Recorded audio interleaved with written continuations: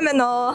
Сайн байна уу? За, аль сургуулийн оюутан бэ? Анагаахын шинжлэх ухааны үндэсний сургуулийн 2 дугаар дамжины оюут. За, магадлалын идэвхжлэлгийг сонсч ирсэн үү? Сонсож исэн. За, тэгвэл магадлалын идэвхжлэгдсэн сургууль хөтөлбөрөөр сурахын давуу тал нь ер нь юу юм бол? За магадлалын идэвхжлэл гэдэг нь болохоор нөгөө нэг миний ойлгохдоор одоо нөгөө бидний сурж байгаа боловсрал олон улсад ер нь хүлээн зөвшөөрөгдсөн, гадаадаа болон дотоодоо хүлээн зөвшөөрөгдсөн байдаг гэж ойлгодог. За тийм болохоор үүний давуу тал нь гэх юм бол угаасаа бид нар Монголдо 6 жил сураад одоо төгслөө гэж бодоход дэлхийн ямар ч улсад магадлалын идэвхжлэлсэн одоо энэхүү дипломо барьж очиод ажилд орё гэхэд энэ хүн чанартай боловсрал эзэмсэн байна гэд намайг ингээд хүлээж авна гэдэг нь надад айгүй гоё санагддаг. Тийм. За, танай хөтөлбөр магадлалын идэвхжлэгдсэн үү? Итгэмжлэгдсэн. Манай сургуулийн хүний хэмжээ хөтөлбөр нөгөө АСИН гээд магадлалын итгэмжлэлээр итгэмжлэгдсэн байдаг.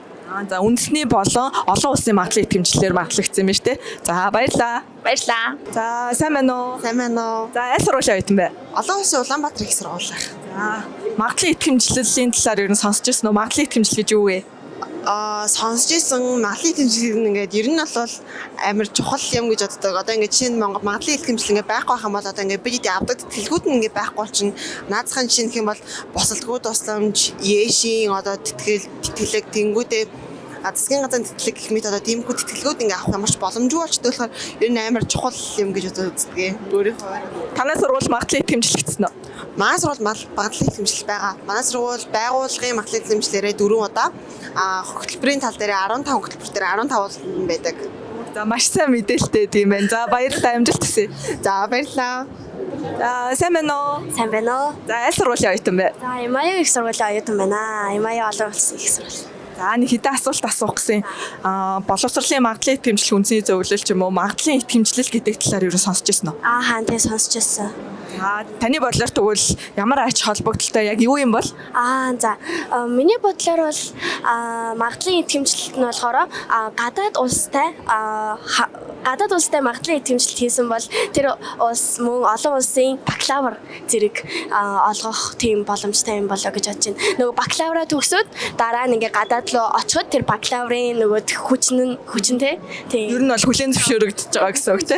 Тий, яг үнэ.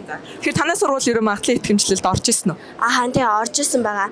19 оноос хойш бизнес удирдлагын нөгөө аялал жуулчлалын хөтөлбөрийн магадлалд бас орсон юм байна. хөтөлбөрийн магадлалд оролцсон байгаа. Тэгээ одоо хүртэл байгаа. За, маш сайн мэдээлэлтэй тийм байна. За, баярлалаа. За баярлалаа. Боловсролын шинжилэл 2026.